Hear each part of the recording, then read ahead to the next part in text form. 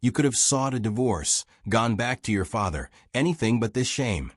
Eurima laughed bitterly, wiping her tears. Divorce? Return in disgrace to my father with nothing? No.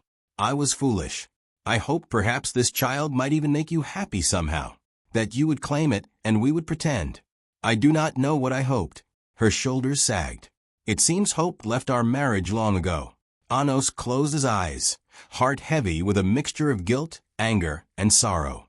This cannot remain secret, he said quietly. The king and queen will know. Everyone will know. Eurima lowered her head, fresh tears falling. I know, she whispered. And indeed, news soon reached King Udoka that the unborn child was not the prince's. Perhaps a servant overheard the couple's quarrel, or Eurima herself confessed in a moment of agony. Either way, the truth came out. Fury unlike any before fell upon the palace. King Udoka was enraged at the dishonor. He summoned the captain of the guard at once to find the man responsible. It did not take long to identify Obina, the young guard who had shown too much friendliness to the princess. Obina was dragged before the king in chains. The guard, shaking with fear, confessed under duress that he had indeed lain with Princess Eurima. Queen Chica covered her face in shame as gasps echoed through the throne room. Prince Onoce stood off to the side, silent and stone-faced, unwilling to meet anyone's eyes. You treacherous wretch! King Udoka roared at Obina. How dare you defile my son's marriage and stain the royal family's honor? You will pay dearly. The king ordered Obina to be whipped in the courtyard for all to see, and then banished from Uchla under pain of death if he ever returned. The guards' cries rang out as the punishment was carried out.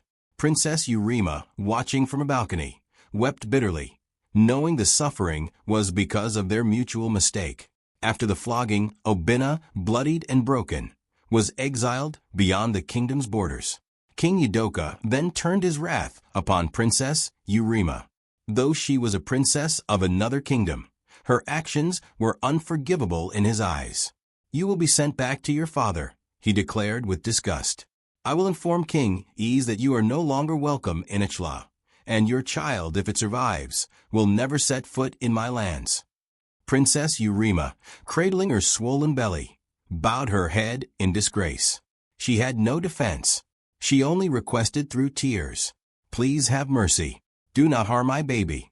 Queen Chica, though embarrassed and angry, had enough pity to speak up. The child is innocent, my king. Let her return home safely. King Udoka gave a stiff nod. Take whatever belongings you brought with you, he told Eurima coldly. You leave at first light. Before she departed, Princess Eurima sought out Prince Onoce one last time. He met her in the empty garden courtyard at dusk. She looked at him through reddened eyes. I am sorry, she whispered. I know I hurt you, and I hurt this kingdom's honor. I was so lonely and desperate. I lost my way. Onoce looked down at the woman who was briefly his wife. He felt only sadness and pity now. I share the blame, he replied quietly. I was a poor husband. You did not deserve the pain you went through. I hope your father's house will welcome you kindly, and that your child brings you some happiness. Eurima managed a small, sorrowful smile. Perhaps in another life we could both find happiness. She hesitated, then added, I truly wish you find joy someday, Onoce, even if it is not with me. No heart can survive on emptiness forever. Prince Onoce had no answer to that. He watched as Princess Eurima left Uchla the next day in a small caravan, her head covered in a veil of shame. The people of Uchla were told an official story. The princess had proven unfaithful and was returned to her homeland. It was a scandal that took months, even years, for the gossip to die down. King Udoka was livid over the humiliation. Though he reprimanded Onoce for failing to keep his wife's loyalty, you drove her away with your neglect, he accused one day. The king was mostly concerned with salvaging the royal reputation. He wrote a carefully worded apology to King Ease, blaming entirely a faithless woman to preserve the alliance as best as possible. Within the palace, after Eurima's departure, silence filled the void. Prince Onoce was once again alone with his grief, and now a layer of guilt for the part he played in yet another ruined life. Queen Chica quietly comforted her son one evening. "We all make mistakes," she said, stroking his hair as if he were a child. "Your father is hard on you, but I know your heart was wounded. Perhaps we pushed you into that marriage too soon." Onoce said in a hollow voice, "All I bring is misery to others." "Mother, maybe then father is right to be angry." "Hush," the queen chided softly. "What is done. We must look ahead." And looking ahead, King Udoka had only one thing on his mind: finding yet another bride for the prince. One who could give Echla an heir, and he hoped finally break Onoce free from the past. A few months passed. Prince Onoce, nearing 30 now, dutifully carried out his princely tasks, overseeing village disputes, training with the warriors, attending council meetings. But he was joyless. King Udoka issued an ultimatum. "By the next harvest, you will choose a woman of noble birth to marry, or I will choose for you." Onoce gave no response to this. In his heart, he felt nothing but weariness at the thought of another marriage. He knew he would never love anyone else, and he did not want to condemn another woman to the empty life Urima had suffered. So he quietly refused to seek a new bride, hoping perhaps his father would relent in time, or forget the matter. But King Udoka did not forget. When the deadline came and passed with Onoce still unwed, the king acted. One of his loyal chiefs had a daughter of marriageable age, a quiet girl named Ataku. King Udoka announced that Prince Onoce would marry Ataku at once, to finally set the royal household in order. Upon hearing this command, Prince Onoce flatly refused. "I will not," he stated firmly in the council hall where the king announced it. King Udoka's face darkened with rage. He had indulged his son's melancholy for too long, and now, publicly, the prince was defying him again. "You will," he growled, "or you cease to be my son." Onoce stood his ground, looking his father in the eye. "Then I suppose I am no longer your son," he said quietly. Gasps echoed in the hall at the prince's words. King Udoka's nostrils flared. "Guards!" he shouted, voice cracking like thunder. "Seize him." At once, royal guards closed in. Prince Onoce did not resist as they took hold of his arms. King Udoka's face was livid. "Take him to the old storage room," he commanded, naming a sturdy building that could act as a cell. "Tie him and flog him until he sees reason. I will not tolerate this defiance." Queen Chica screamed, "No, Udoka, please." But the king silenced her with a glare. The guards dragged Onoce away as the council looked on in stunned silence. Some of the older chiefs shifted uneasily. It was not a sight they ever expected, the prince being hauled off like a criminal. But none dared oppose the king in his fury. In the dim, dusty storage room, Prince Onoce's wrists were bound with rope to a wooden pillar.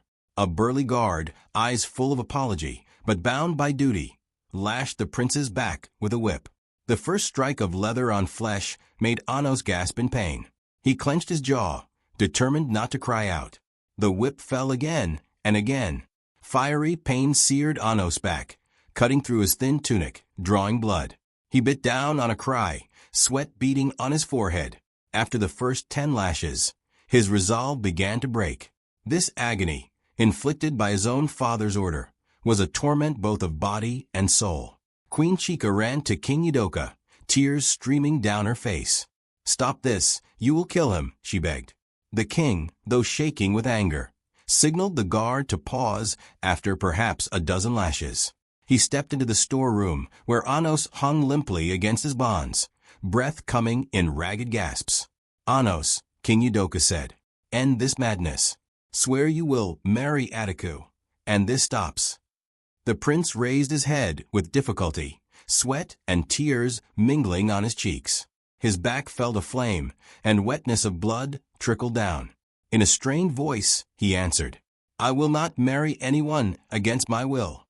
King Udoka's face contorted with grief and rage. He motioned for the guard to continue. The whip cracked again. At the 15th lash, Onoce screamed, a raw, hoarse sound of pain that tore from his throat unwillingly. Queen Chica covered her ears, sobbing. The king himself winced. He loved his son despite all, and this hurt to witness.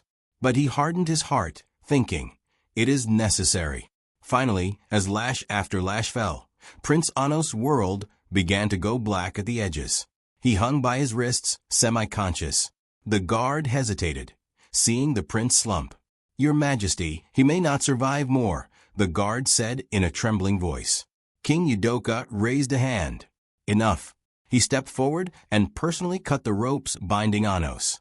The prince collapsed into his father's arms, barely awake. "Have you had enough, my son?" King Udoka whispered urgently. "Will you obey now?" Onoce's lips moved, a faint whisper escaping. "Yes, father." Whether he truly meant it, or only said it to stop the torture, only he knew. But King Udoka took it as submission. "Thank the gods," King Udoka murmured, suddenly overcome with relief and sorrow. He had not realized until that moment how close he had come to breaking his own heart as well as his son's body. They carried Prince Onoce to his chambers. Royal healers treated the bleeding cuts on his back with healing herbs and ointments. For days, Onoce lay face down, feverish and weak. Queen Chica stayed by his side, weeping quietly and praying for his recovery. When Onoce finally regained his strength, the first thing King Udoka did was press the matter of the marriage. This time, Onoce did not fight. With hollow eyes and a bowed head, he agreed to marry Chief Attica's daughter as ordered. The wedding that followed was a subdued affair, nothing like the grand celebration with Urima. Attica was a gentle, soft-spoken young woman who tried her best not to show her fear as she married the prince, who was said to have a cursed love life. She had heard whispers of what happened to his first wife and was determined to be a dutiful spouse, to avoid a similar fate. Prince Onoce stood at the wedding next to Attica, his face expressionless, his wounds still aching beneath his robes. He recited the vows obediently. King Udoka looked on with a satisfied nod, and Queen Chica with a resigned sadness. As expected, the marriage produced children, though not out of love, but duty. Within a few years, Attica bore Prince Onoce 2 daughters.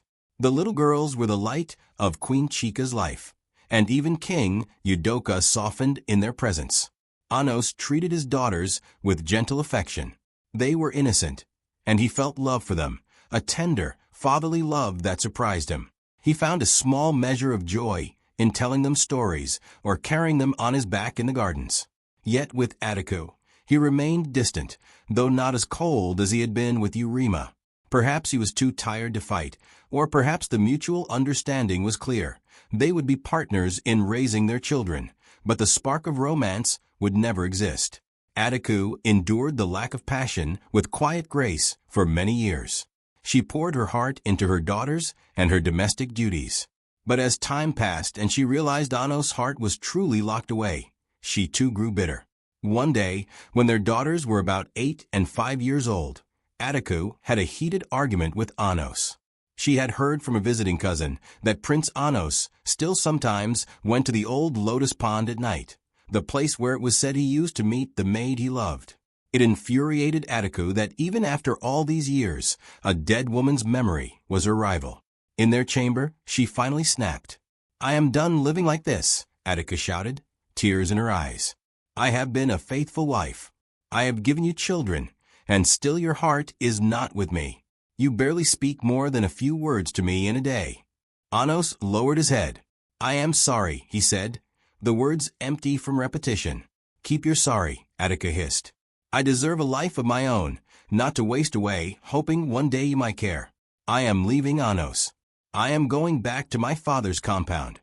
You and your father can raise the girls however you like, but I cannot remain here as a living ghost."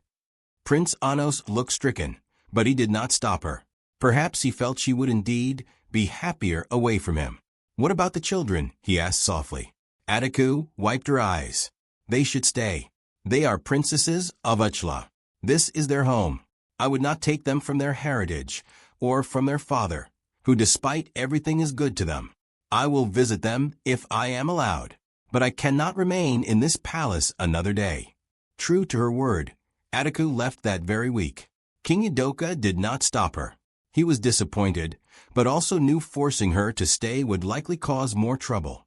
The story told to outsiders was that she had fallen ill and gone away to recover.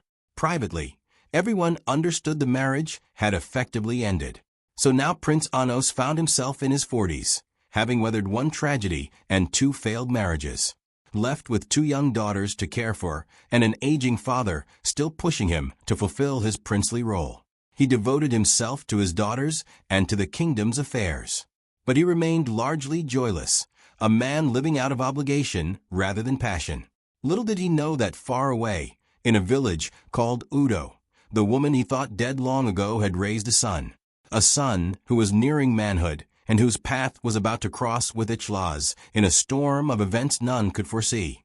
Fate was not yet done with Prince Onoce, or the love he had lost. A new chapter was coming, one that would shake the kingdoms to their core and perhaps finally offer redemption and reunion.